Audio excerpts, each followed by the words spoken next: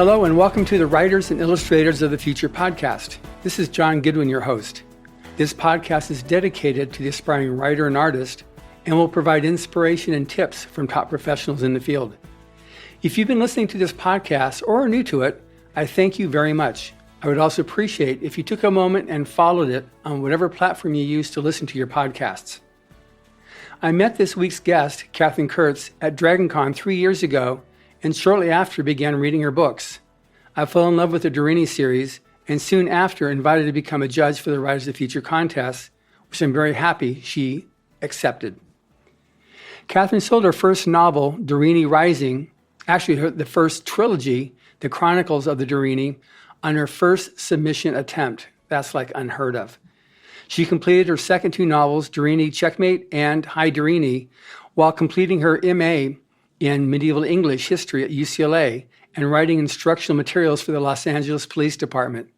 Her early work built on the popularity of J.R.R. Tolkien's Lord of the Rings trilogy, but she soon defined and established her own subgenre of historical fantasy set in close parallels to our own medieval period and featuring magic that much resembles what some of us might call extrasensory perception. Welcome, Katherine. Thank you. So I'm really excited to be able to talk to you about this. Like I said in the intro, I really enjoyed reading and listening to the Deryni series. And I'm just really appreciative of Bill Foster for making that introduction to us at DragonCon 3 years ago. That was so great that he did that. Yeah, Bill Fawcett has been a very important force in encouraging upcoming writers as well as supporting established ones. So he is a giant in his field. Indeed he is. And he continues to help me. I can call him anytime and he'll just say, whatever I can do, I'll help. He's just one of those kinds of guys. He was on our podcast about, 20 episodes ago, and it was just very informative on the history of publishing. But anyway, I've already had my chance to chat with him. Now I'm not going to waste my chance to talk with Katherine. So how'd you get started as an author? Because it didn't seem like your journey was in that direction, at least from what I read in your bio. Well, I had a science scholarship, so I had to major in science as an undergraduate. But I was also in the honors program at University of Miami in sort of history and humanities.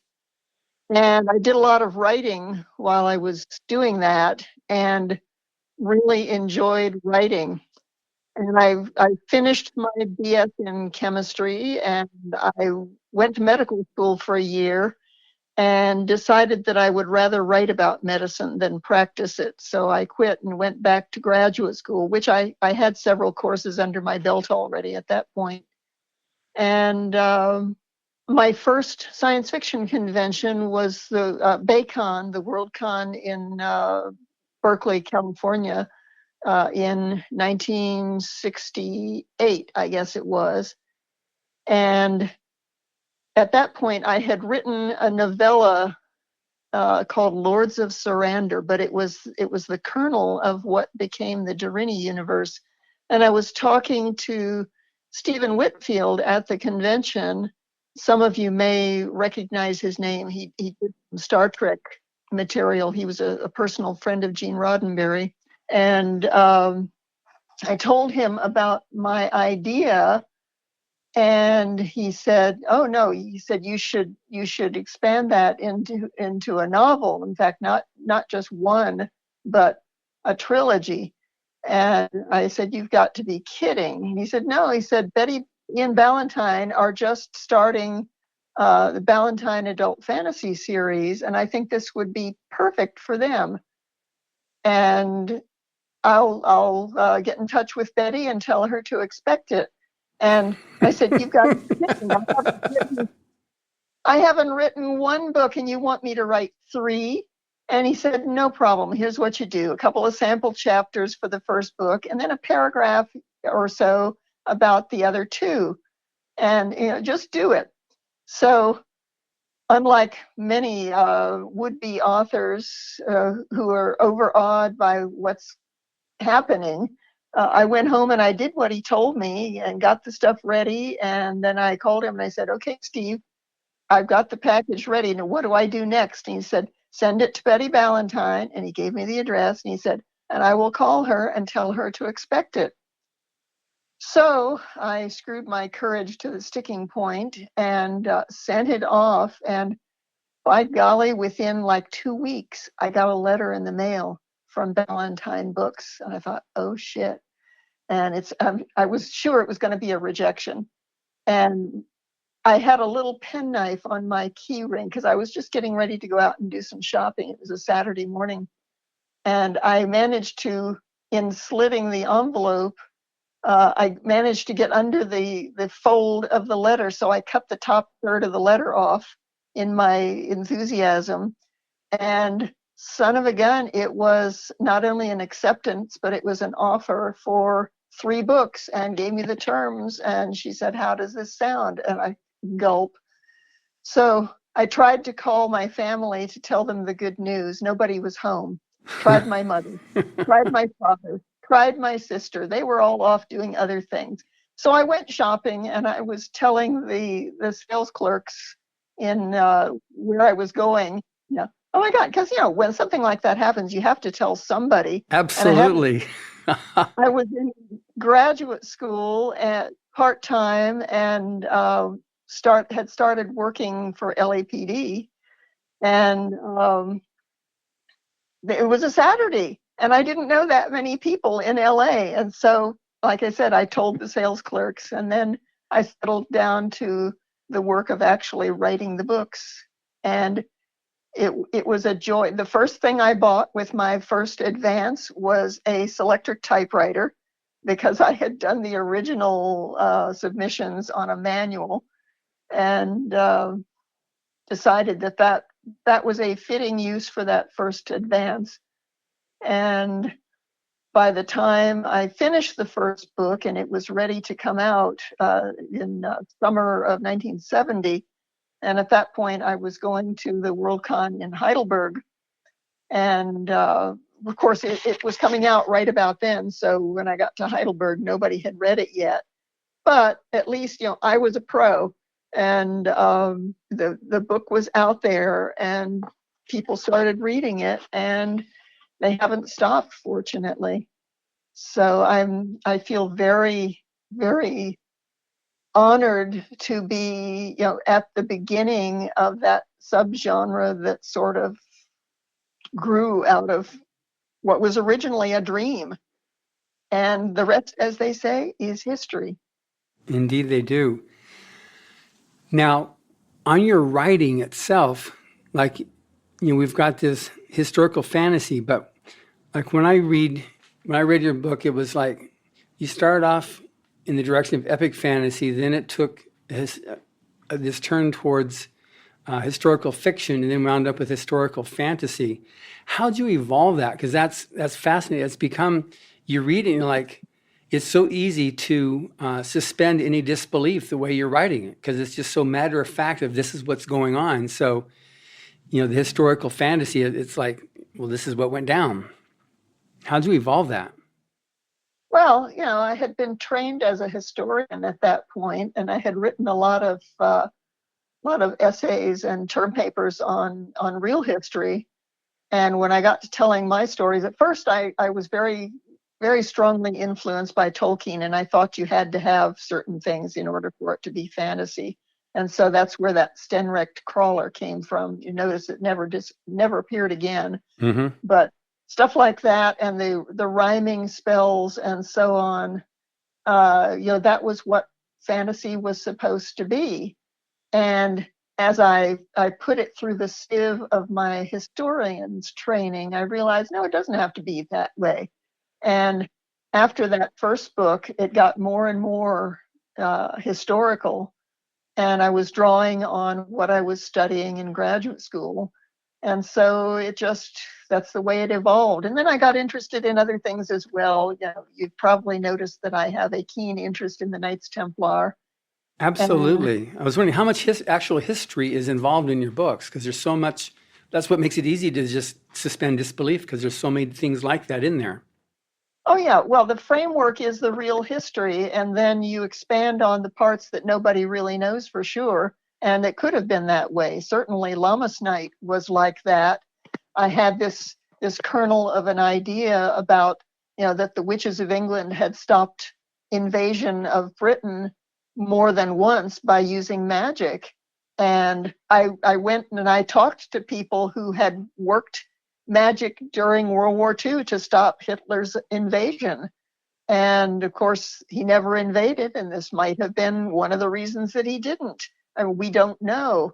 And it's sort of the hidden history behind the history, and that fascinates me. Oh, it's totally fascinating. So, besides Knights Templar, any other aspects of history that you drew from that made this go? Because it's obviously it's period writing. It's a very definite period of time that you've got. Is there anything else from that actual time period in planet Earth's history that pulls from? Well, of course, I did Lammas Night, and then I was asked to do some novels in partnership with another author, and Deborah Turner Harris became my writing partner on that. And I had this idea of a modern day psychic magic worker based partly on the Taverner's story by Dion Fortune. And so I was able to tie that back in with Lammas Night as a sort of a continuation of the same universe. And those adept novels we really, really, really enjoyed. And Betty Ballantyne introduced us at the Worldcon in Brighton, Deborah Turner Harris. And she became the ideal writing partner, and we developed a voice that was a harmony of our two voices. And poor Debbie didn't know a whole lot about that kind of magic when we started, but she learned fast. Mm-hmm. And she would prose from an outline, and then I would go through and I would massage it and expand it and polish it. And so it was a very good working relationship. And we want to do some more books in our copious spare time, but life has intervened of late. And so the one we have sort of semi-outlined is called Hunting by Gaslight, and it would be set in Victorian times and tied in with that same universe. And that would be a lot of fun. But in the meantime, my Deryni fans are clamoring for the next Deryni. I don't know for sure which one I'm going to do next. Maybe both at once. I don't know if my life ever settles down to a Del-Ror, because I lost my father, and then after about 2 years, then I lost my husband, and then just a few months later lost my mother. And so I've been having to deal with estate issues and the stuff that all of them had collected. And in the meantime, I had to downsize. I'm now in a much smaller house, but I haven't sold the big one yet. That's about to go on the market. And there's just a lot of administrivia that has been distracting from writing. Yeah. I'm going to put together an anthology of stories set in the Deryni universe, some of which are written by my fans, and then I will do an original story as well. And I just have to have the time to settle down and read the stories that are on the website and pick which ones I'm going to use. I've done one Deryni anthology like that before, and it was very successful. So Open Road is going to do that one. Okay. Yeah, you in Writers of Future Volume 36, you wrote the short story, The Green Tower, that was in there, and that was such a fun short story. So do you have more, which do you prefer, or is it a matter of like, which is a preference, like short fiction or the long fiction? I prefer novels, but I've learned to take snippets from the universe in the novels and expand them to fill in, stuff that you couldn't really do in a novel because it would have distracted from the main storyline. I think my next Deryni short story is going to be from the point of view of the people that have to go and find Morgan and tell him that Brian has been killed and bring him back to young Kelson. And the next Deryni novel is almost certainly going to be The Road to Killingford. And it's, we've talked about the big battle at Killingford, which takes place before the original Deryni trilogy. That's going to be a lot of fun. Yeah. And I've given teasers just verbally to my fans, and they are champing at the bit. They want it so badly. Now, you're one of those rare people that first submission, first sale. So I wouldn't want to set somebody else up to compare them to yourself, on how to get started.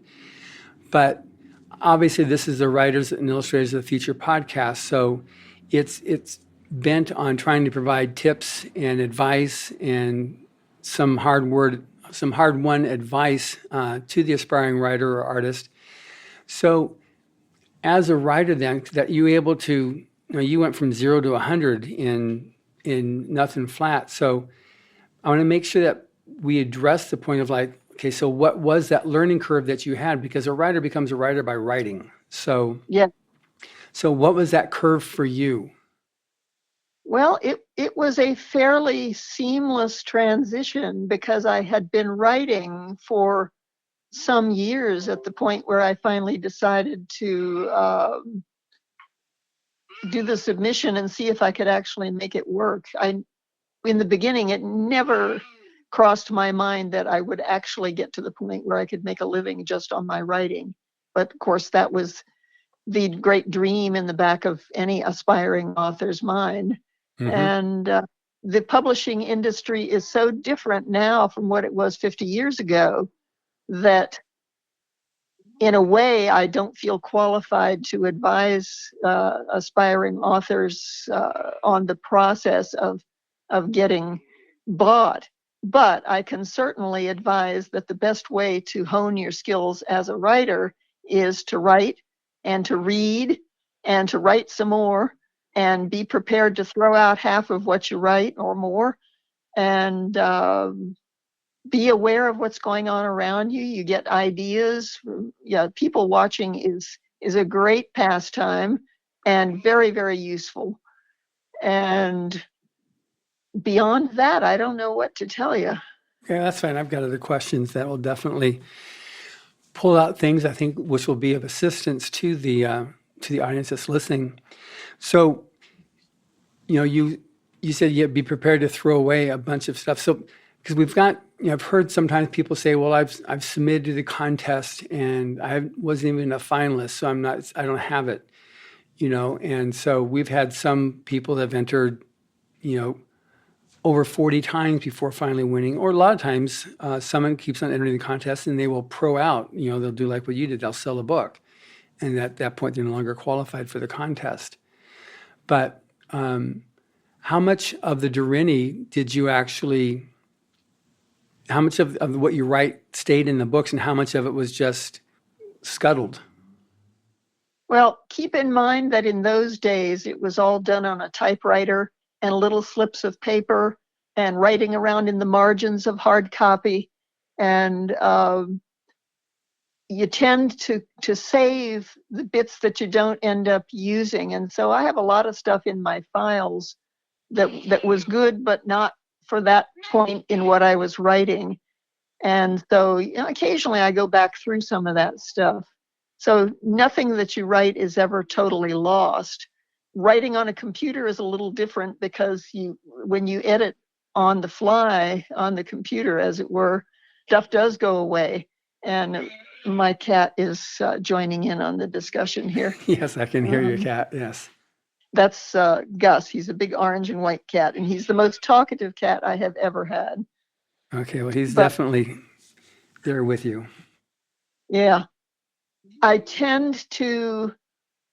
I write on the computer now. I started learning how to word process when I was doing the final draft of Lammas Night, but I did the first 6 books on a typewriter and having to retype the whole manuscript at the end after you've done all your hand editing and retyping chapters and doing more hand editing and so on. and I started word processing when I was doing the final typed copy of Lammas Night, because I figured, well, I don't have to think as much about what I'm writing. It's a fairly mechanical process of retyping it. And so I'll use this for a double purpose. And by the time I had finished typing the final draft of Lammas Night into the computer, which was an Apple IIe with 2 external floppy drives, the big 6-inch floppy disk. Yeah. And by the time I finished that, though, I was able to start composing directly on the computer at the start of the next Deryni novel. And I would do a couple chapters, and then I would print out hard copy and then play with it, do hand editing, and do another retype when it got too involved to read around all the corners. But at the end, it meant that you didn't have to do a final retype. Yeah. And, rah, hoorah! That was one of the greatest things about transitioning to word processing. That's very. And so I do have printouts with writing between the lines for earlier versions of manuscripts for a lot of what I have done in subsequent years. But and sometimes if there's a really piece of deathless prose that you don't want to lose, you put it aside in another file and hopefully recycle it somewhere else. Right. Yeah, I understand on that. Now, the magic in the Deryni series, and magic is a very definite subject that authors will get into, the do's and don'ts on magic, that it seems like a really easy way to solve problems. Just have magic and, snap your fingers and boom, there you go. But yours isn't like that. So there's a very definite set of rules and regulations concerning the Deryni magic and how it works and how it's continued to, it's not as strong as it was before in earlier generations, but somehow somebody gets it stronger. How'd you work out your magic rules? Well, it was partly based on contemporary, as in right now with us, ceremonial magic, and partly on ESP, and partly how I thought magic should work, even if it didn't really work that way, or I couldn't figure out how to make it work that way. But the main thing I've always kept in the back of my mind is that the magic should never be a deus ex machina. You can't just say, I'm going to invent a spell to get the main character out of this predicament. You have to come up with something that, at least within the logic of the universe you're working in, does at least sort of make sense. And of course, you can keep the element of mystery, that there's stuff that we don't understand. That doesn't make it any less real. And I've left it deliberately vague as to what kind of power my characters tap into when they do magic, because I don't want to get into theological digging and wading. And apparently I have done an okay job on that, because I have devoted readers who are pretty conservative, religiously speaking, and they don't have a problem with what I've been doing in the books. And in fact, a lot of what I have written has led a lot of my readers to re-examine their childhood faith and maybe come to a modern interaction with the divine that has meaning for them, which perhaps didn't before. Well, that's definitely good. And on your magic, because you have some of the magic like Brandon Sanderson with his magic. It's a very involved magical universe, and Witch World series is a very definite magic, and I totally fell in love with the the Witch World series. That was one of the first things I was reading fantasy-wise as a youngin'. But on your magic, it is there. It's I don't know if plausible is the right word, but it makes sense as it accounts for things that did happen, in history, and so it's not one of those things you just immediately go like, oh, that's just, that's obviously just a fantasy. So it's just interesting how you plugged into that. So what kind of research did you do that came up with that type of a fantasy, which makes sense, that doesn't step on feet of more conservatives, and yet leaves that door open for, like you said, the ESP or these people having that extra ability to do something? Yeah, well, there's enough quasi-evidence in the world of psychic phenomena that for some people things happen that they can't necessarily explain, but it is real, not necessarily scientifically quantifiable, but something is happening. And so that's your fallback explanation, if you will, to make the magic plausible in this alternate universe. And of course, by saying that it's an alternate universe, you can get away with an awful lot. It's just like we can examine modern sociological phenomena, but if you couch it in the framework of fantasy, people who in the real world would be totally against examining those ideas can suspend disbelief and at least consider it. And sometimes, as I've said many times, I don't set out to change minds, just to open them. Which is a good philosophy. If there's anything you're trying to communicate with your books besides, here's a great story, what would that be?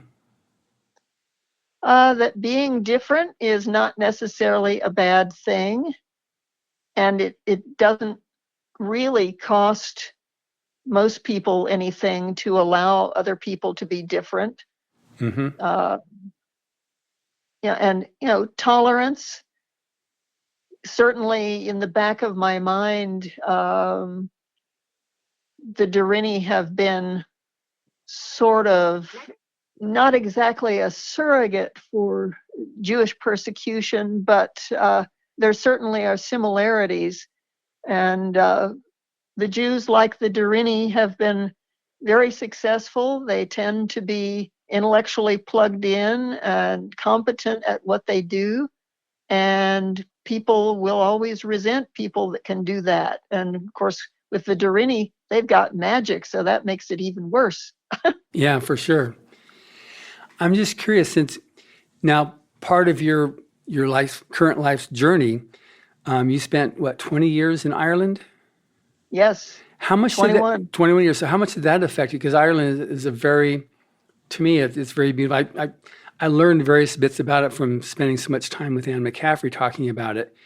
Did that influence you at all, just with the various mysticism and the various, that versus the the Celtic, and then the Catholic Church? They're all very strong in that area there.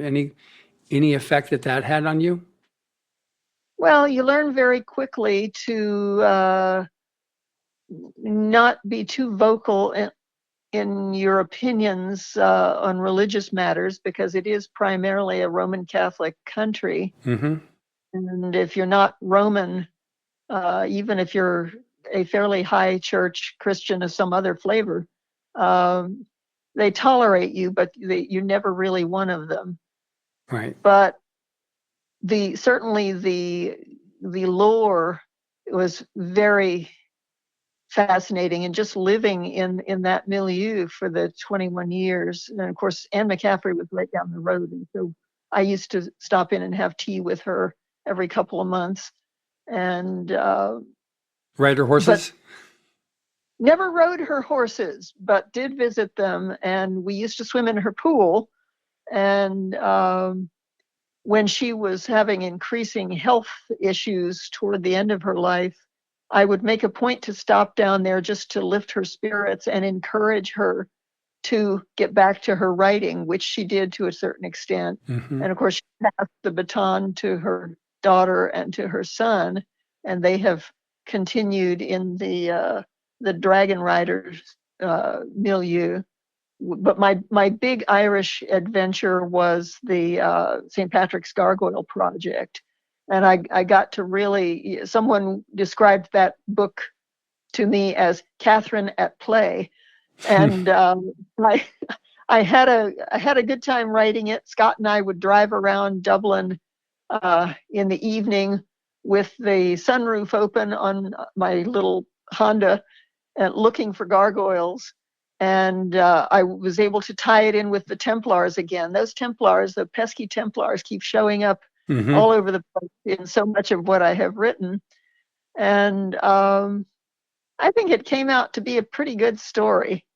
And it has done well. There's been some talk, although I don't have Scott to pursue the project, but there was talk off and on several times about doing a film of it. And I think that would have been fun. I don't know if it will ever happen now, but you never know. Absolutely. And you lived in a castle? Well, it was a cross between Castle Dracula and Toad Hall.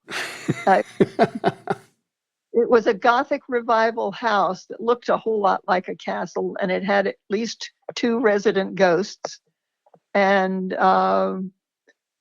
history up the wazoo. And the man who built it was an artist, a member of the Hibernian Academy, and I have a painting of his that we bought when we were living there, and we believe it was his daughter. And she's out there in my living room now, waiting to get hung on the wall, because that's where art belongs. I haven't done any hanging of art yet in this new house, but I've got friends who are framers and art conservators, and I'm trying to get them to come over and help me figure out where to put everything. Wow. I mean, that's just fascinating, because it seems like, and correct me if I'm wrong, but just every part of a person's life can be used as grist for your typewriting mill and come with different story ideas. Absolutely. Yeah. So on the, now you've been a judge now for Writers of the Future for 3 years. What was it originally? I mean, I know our conversations that we had, but just so the listeners can know well, what about Writers of the Future? Because that was a contest that was created by L. Ron Hubbard in 1983, and now we're actually doing the contest for the 38th year. But what about it intrigued you, or that you found something that you wanted to be able to support?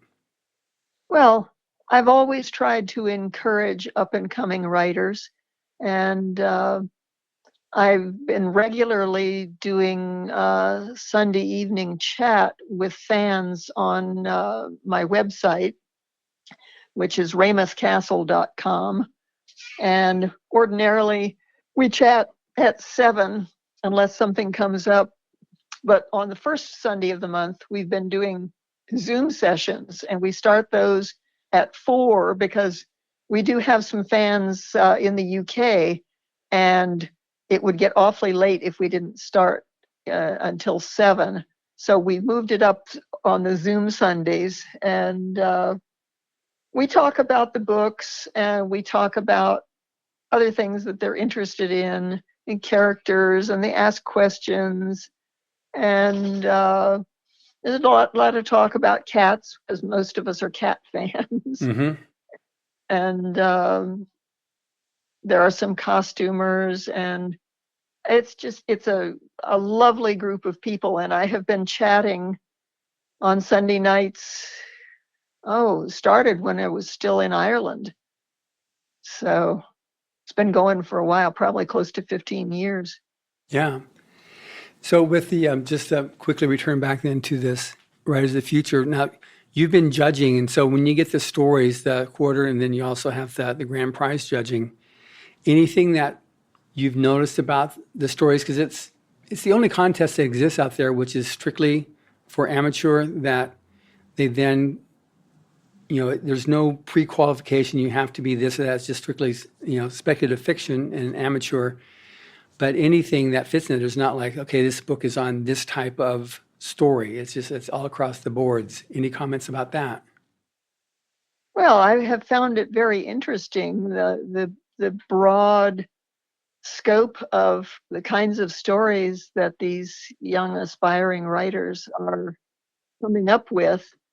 And some of them, well, they're all very competent by the time they get to me, but some of them really, they show serious promise, and I'm impressed. I don't have time to keep up with the genre of much anymore, not science fiction and not fantasy that much either, because my own life has intervened so much in the last couple of years. But I enjoy getting that taste of what's out there and what young people are finding of interest to write speculative fiction about.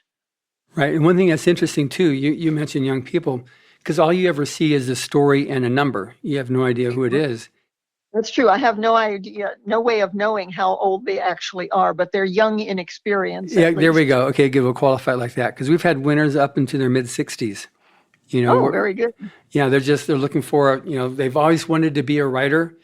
They've gone through their career. They're at retirement age, and I'm going to do it. We had one person several years ago who was a medical doctor. He tried becoming a writer, couldn't make it, so he went to med school instead, became a doctor, and I could tell he was a doctor from the story that he won with, because you can tell doctors in the stories they write, because they've got things that only a doctor would know when they put it in their stories. Yeah. Right now, I'm reading the Alex Cross books by James Patterson, and I had read years ago, and it was good, but I never followed up on it. And a friend of mine is a serious Patterson fan, and so she brought me books. I think I've read 6 or 7 of them now in a row. And he's an incredibly talented writer, and I'm enjoying it very much. And I'm enjoying dissecting how he does what he does. And I may have pulled a couple of approaches out of what he's been writing that I might see if I can adapt to what I do. That's good. And that actually brings up another question here. You said a writer has to read. And so you're reading, but you're not reading just as a spectator. You're reading actually as a writer who's trying to basically expand your own bullpen of how to tell a good story. So how does another author do something? How do they introduce a character? How do they put in the right amount of suspense, tenseness? Is it a short, like short sentences, several in a row, picks up the speed of a story. Long sentences slow it down. Different ways to be able to control storytelling. Is that what you do when you read other stories? Somewhat. And certainly when I was starting out, I can remember specifically dissecting scenes from Dune. Dune was a very important reading experience for me when I was in high school. And the way he would handle meetings of councils and so on, and having all the characters interact, I took a lot of pointers from that in learning how to manage Kelson's Great Council. And it's all grist for the mill. Yeah, it makes a difference, and because writers, it's not like an easy job being a writer, being an author. It's a lot of work. It's a different kind of work than blue collar or even just office white collar work. It's a whole different kind, but you've got to be dedicated to it, and there's an actual technology to being able to succeed as an author. Oh yes. So then, in terms of, then just to finish up on the Rise of the Future contest, anything that, because I'm always encouraging people to be able to enter the contest because it's free to enter, and it is that thing it levels the playing field because all you ever see then as a judge is the story and a number. So you have no idea. So any of your own, even if you had prejudices on any type of a person, it wouldn't come into play because all you have is the story and the merit of the story alone. Can you just talk about that a bit, like the value of that? Because it doesn't exist out there. Well, I am of two minds about that. For a contest, I think it's probably a good way to do it because it really does level the playing field. When I'm reading stories that my fans have written, usually I know who they are. And quite often knowing a little about their background helps me understand how and what they're doing in their stories. But I've read some fan stories that are so good that I wish I had written them. I think they are definitely in the Deryni universe. Yeah. All right. So then in terms of advice for an aspiring writer, what would you have to say to them? Like, I mean, obviously you do your Zooms that you do every Sunday at the first Sunday of the month. What type of advice or what are the common questions that come up that you routinely have to answer that we can address here, and then anybody else that's listening to this can actually get that too? Well, on the subject of research, a lot of would-be authors do a whole bunch of research, and then when they settle down to start writing, instead of just keeping the flavor of the research, they somehow feel compelled to do these info dumps. And quite often what you want to do on information, you don't want to know how to build the clock. You just want to know what time it is. Right. And trying to do these big info dumps just to show off all the cool stuff that you found, well, that doesn't serve the story necessarily.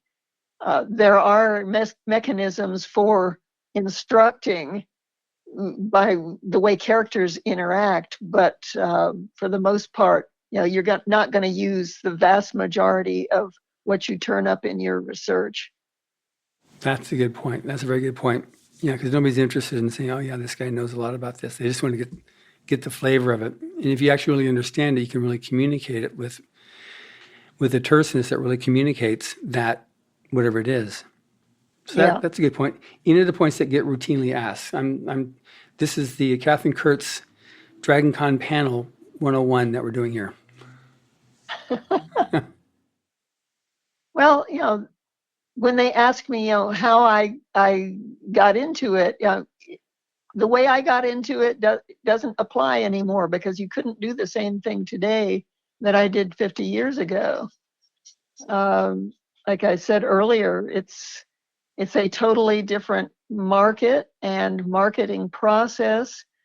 And the bottom line is that you have to write stuff that people want to read, which means that you probably should be writing what you enjoy reading. And I think most of the time, young authors, they do keep that in mind. Mm-hmm. But also one of the pitfalls, a lot of them get involved in writers groups and they have their stories dissected and so on by writers groups, but I've never interacted with writers groups as such when I was starting out because that can really undermine your confidence and the way your peers in that group are interpreting what you're doing isn't necessarily, that's their biases, but they're there because they want to learn also. And so they're not necessarily experts. For sure. And it's interesting because I noticed on your reamwithcastle.com on your website, you've got this thing in the upper right-hand corner, community conduct, be excellent to each other, exclaim. And I think that's really important. That's basically what we have also in the writersoffuture.com website. We have our policy, and we've only had to remove one person before from the website for being rude, but it's just there's no need to be rude. There's no need to act anything other than civil with your fellow aspiring writers or writers. Oh yeah, I've never had to kick anybody out of my sessions, and I don't know if I just overawe them or I just attract people who are considerate and civil. Yeah, I mean, it's good that you do because your whole universe that you've created there, I mean, you definitely have the full spectrum of characters, that's for sure. You got some good nasty folks, and you got some really good righteous people, and you've got a lot of everything in between. Oh yeah, villains are fun to write. Yeah, so what is your favorite character to write in the Deryni series? Oh gosh, that's like asking a parent who's their favorite child. Okay, so who's your favorite child? Well, in the Deryni universe, I'm fond in the Camber sub universe. I very much enjoyed writing Camber. In Kelson's time period, probably Duncan. Duncan was way Although, cool. yeah, Alaric is a close contender, though. I like both of them. And yeah, some of those nasty clergy, I really enjoyed writing them too. Just to get out of your system. Yeah, No, some of those clergy are seriously nasty. yeah. There's good ones and there's bad ones, just like in the real world. Yep. And my readers often grumble that I kill off major characters. Well, sometimes I do, yeah. But in the real world, good people sometimes die. I had a friend killed about 6 weeks ago now. She was on her way home talking to one of her grown sons on the phone, and a car driven by a young man who was drunk, who had already hit 2 cars and was fleeing that hit and run, slammed into her. She was killed instantly. Wow. And he's sitting in jail. But sometimes bad things happen to good people. Yeah. I'm sorry to hear that, but yeah, your story has your stories have the full spectrum of personalities, that's for sure. So anything else that people ask you about most frequently on your either the panels, like I said, or on your Zoom sessions? Oh, sometimes they'll ask about how and why I wound up a storyline the way I did, or they've found a loose end that they want to know more about. And that to me is fodder for a short story, to take incidents like that and expand them a bit, but in a short story context, because as I said before, some things that come up when you're doing a novel just don't fit in the novel. They would interrupt the flow of the action. Mm-hmm. But they're good ideas and they're interesting ideas, and they can flesh out a short story very nicely. That's good. Now, one thing I'm curious about is the subject of republishing. So you've come out with your books. You did it with, I guess, Ballantine Books. Is that the main publishing house that you've worked with? That was originally, and then that was bought by Ace. Mm-hmm. And in 50 years, as I've said, the publishing industry has changed a lot, and so Ace and Open Road are my main publishers right now. And Ace is a successor to Ballantine, and there was another one in there somewhere, Random House. Yeah. So on your earlier books that you wrote, then does Ace keep them all in print, or do you have to work out other lines to be able to keep your earlier works in print? Ace was keeping them in print. I think now Open Road is keeping them in print. Everything is pretty much available still. And of course, there are audiobooks, and there are electronic editions of the books.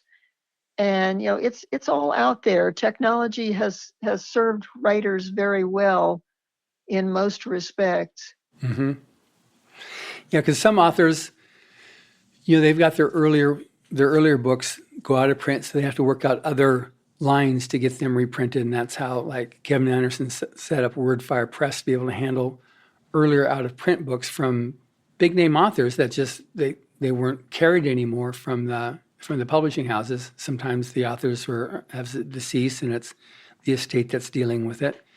But I was just curious my agent does a lot of that stuff, and he's been in the business long enough that he has seen the evolution and he knows what needs to be done. And so he does it. He does it, yeah. Have you had much control at all in the audiobooks of, like, deciding who's the voice for your stories? No, but I haven't really paid that much attention either. I mean, my fans let me know if there's somebody that they really like or that they don't care for, but I don't really have much input on that. It's like I have more input than I used to on cover art, but there was one remarkably bad Deryni cover that was obviously a cut and paste and photoshopped thing, and it was horrible. But I hadn't gotten to see it ahead of time. Later ones, I have liked the work of a particular artist and been able to give that feedback to my publishers, and so I've had repeats on some artists. Mm-hmm. Do you enjoy, or has the convention scene ever been a big part of your publishing drill as an author, to meet fans, like by attending conventions, doing panels, or being at a booth or doing signings? I enjoy going to conventions. Haven't been to one for a while now, as hardly anybody has. Right. But and I don't know if it will ever be the way it was. I used to go to 3 or 4 conventions a year, and I enjoyed them. Did it make much difference for you on the sales of your books or support of your fans? Hard to say, but my approach from very early on was that if they don't pay my expenses, I won't go. Right. Because that's taking time out of my life when I could be writing. And, so one has to keep that kind of thing in mind. Yeah, once you're established as a writer, that's an important thing to do, is be able to keep your schedule in. And I run into that when the judges came out here for the Writers of the Future Awards event. Yep. We always they always have their time slot allotted where they can continue the writing, or a lot of them will set up their meetings also with movie and TV people too. They combine a lot of things when they come out here for the Writers of the Future Awards ceremony. Yeah. All right. So as we get close to wrapping up here, for somebody to actually find you, what's the best place for them to go? Google me, Amazon, Open Road, Ace. You put me into a search engine though, and I come up in a lot of places, which is good. Yeah, it is very good. And then what would you recommend as a first book to read of yours?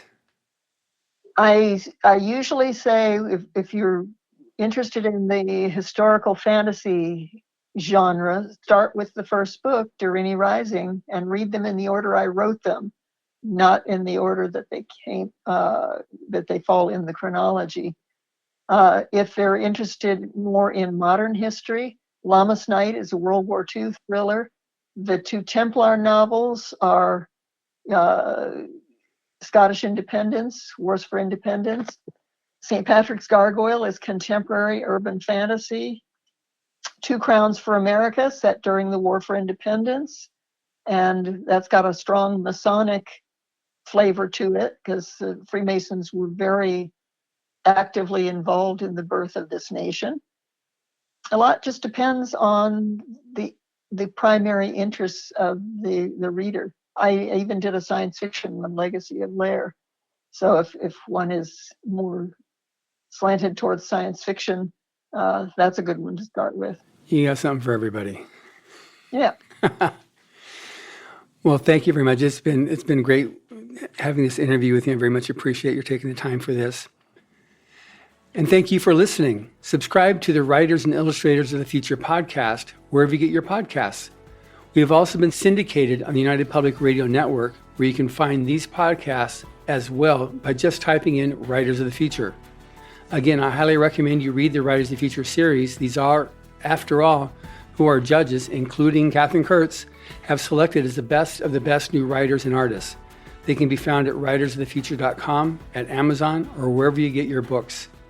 Writers and Illustrators of the Future are contests created by L. Ron Hubbard to provide a means for the aspiring writer and artist to be seen and acknowledged. It is free to enter and open to amateur short story writers and artists of science fiction or fantasy. Again, thank you very much, Katherine. You're very welcome.